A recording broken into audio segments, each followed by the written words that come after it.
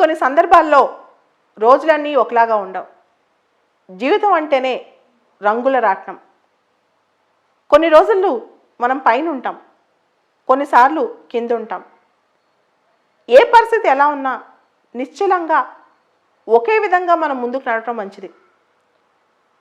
కొన్ని అనుకోని సంఘటనల్లో రోజులు, నెలలు, సంవత్సరాలు టైం వేస్ట్ అయిపోతుంటుంది.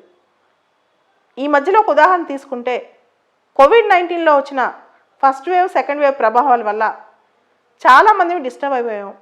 డిస్టర్బ్ అవటమే కాదు, దీంతో పాటు మనం మన లక్ష్యానికి కూడా దూరం అయిపోయాం.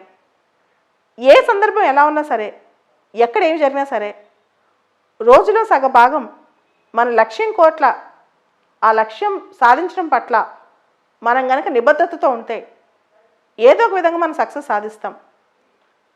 మన పక్కన కొండలు కూలినా, మన పక్కన సునామీలు వచ్చినా మనం నిశ్చలంగా ఉండాలి. మనం అనుకున్న దాని పట్ల ఏకాగ్రతతో ఉండాలి. అది లేకపోతే మళ్ళా ఆ ఎనర్జీ రీగెయిన్ చేసుకోవాలి.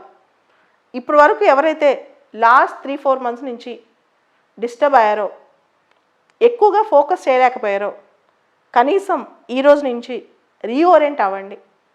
మళ్ళా రీఎనర్జైజ్ అవ్వండి.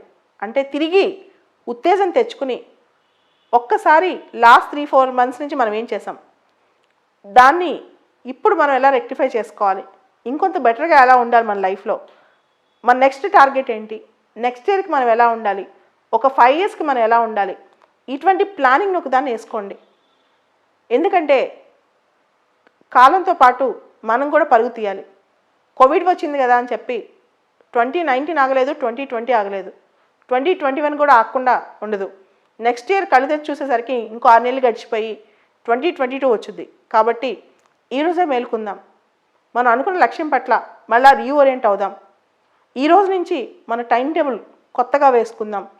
ఈ రోజు నుంచి మళ్ళీ బిగిన్ చేద్దాం.